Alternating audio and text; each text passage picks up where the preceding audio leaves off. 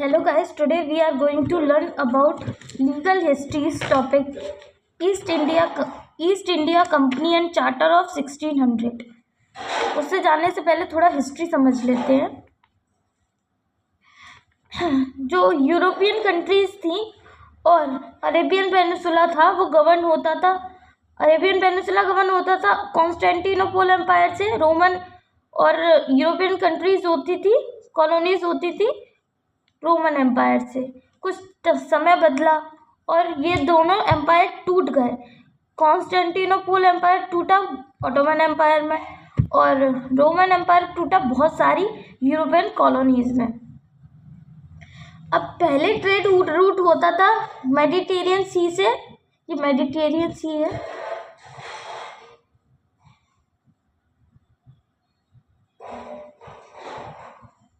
Mediterranean सी से होकर red सी के थ्रू ट्रेड होता था और एक रास्ता था कि मेडिटेरियन सी से होकर लैंड रूट के थ्रू ट्रेड कर लें।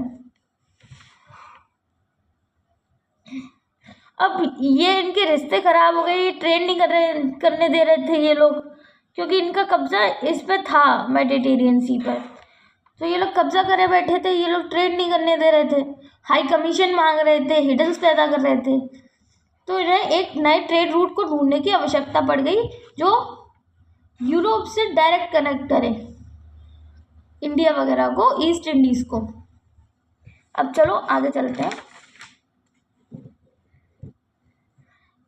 जैसे मैंने बताया ऑटोमन एम्पायर मेडिटेरियन सी, ऑटोमन एम्पायर का मेडिटेरियन सी पर कब्जा था। जो दोनों रूट से, रेड सी से और लैंड रूट से, दोनों उसी इन सी से जाते थे। लेकिन rivalry between European countries after decline of Roman empire and Constantinople empire. तो इन्हें नए ट्रेड रूट ढूंढने की जरूरत पड़ गई। नए ट्रेड रूट ढूंढने में स्पेन और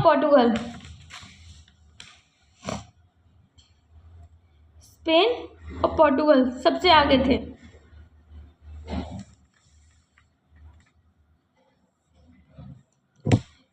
स्पेन ने और पोर्टुगल ने, दोनों ने अच्छी कोशिश की, दोनों ने एफर्ट डाले, लेकिन पोर्टुगल आपस में लास्ट में सफल हुए। Vasco da Gama through Cape of Good Hope से ये लोग पहुंच गए इंडिया। अब देखते हैं formation of East India Company. अब इंग्लैंड के मर्चेंट्स ने देखा कि ये लोग तो काफ़ी प्रॉफिट कमा रहे हैं, क्यों ना हम भी प्रॉफिट कमाएं। तो इन्होंने एक एसोसिएशन बना लिया जिसका नाम था मर्चेंट एडवेंचर एसोसिएशन, जो 216 और 219 पीपल से मिलकर बना हुआ था। ये गए क्वीन एलिजाबेथ के पास। इन्होंने पहले क्वीन एलिजाबेथ ने मना कर दिया, फिर ये लोग कैपिटल बढ़ा के आए तो इन्होंने पास कर दिया एक रिजोल्यूशन 1600 का, जो 31 दिसंबर 1600 में पास हुआ था। डॉक्यूमेंट इशू, चार्टर क्या होता है, एक डॉक्यूमेंट होता है, इशू होता है किंग या क्वीन के द्वारा, क्योंकि 1600 में मोनार्की चल रही थी, ब्रिटेन में मोनार्की चल रही थी, parliamentary monarchy. Governor and company of, तो एक कंपनी फॉर्म हुई इस चार्टर के द्वारा जिसका नाम था governor and company of company form हुई जिसका नाम था governor and company of merchant of London trading into the East Indies, later known as East India Company. इससे हमें पता चल रहा है कंपनी किसकी है, मर्चेंट्स की। कहाँ की है, लंदन की। ट्रेड कहाँ कर रही, किसके पर्पस क्या है ट्रेड करने का, कहाँ कर रही है, ईस्ट इंडीज में। आगे चलते हैं।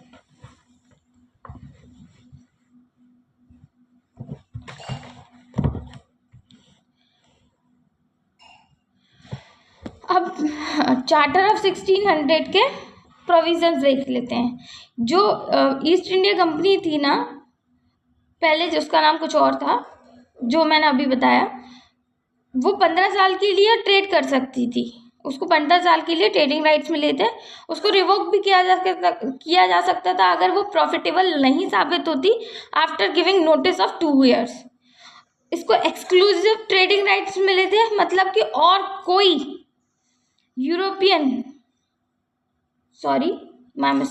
और कोई इंग्लैंड की कंपनी वहाँ ट्रेड नहीं कर सकती थी। ज्योग्राफिकल फीचर्स क्या था ईस्ट इंडीज में, ये वाला पार्ट है इंडिया, ये वियतनाम वगैरह, म्यांमार वगैरह, इंडोनेशिया वगैरह, ये वाला पार्ट है, इसको ईस्ट इंडीज़ कहते हैं।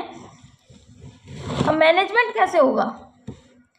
कंपनी तो बन गई, अब मैनेजमेंट होगा उसके मेंबर्स से, जिन्होंने पैसा लगाया था वो मेंबर्स कहलाए जाते हैं। उन्होंने जनरल कोड को बनाया, जिसे कोर्ट ऑफ प्रोप्राइटर्स भी कहते हैं। उनमें से एक गवर्नर और 24 डायरेक्टर इलेक्ट होंगे, क्योंकि सारे मेंबर्स को अगर हम डायरेक्टर बना देते तो काफ़ी इशू क्रिएट होता, सबका कंसेंट लेने में दिक्कत आती, बहुत ज़्यादा दिक्कतें आती, इसलिए 24 डायरेक्टर्स को अपॉइंट किया। इनका टेनर था 1 साल का, वर्क था इनका मैनेजमेंट का, रिमूवल हो सकता था before expiry of their term, मतलब 1 साल से पहले इनको रिमूव किया जा सकता था, री इलेक्ट भी हो सकते थे।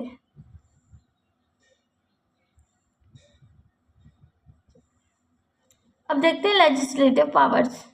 ईस्ट इंडिया कंपनी एक पहली ऐसी कंपनी थी जिसको लॉ बनाने की पावर दी गई थी। Can formulate ordinances first time where any non government body authorise to make laws.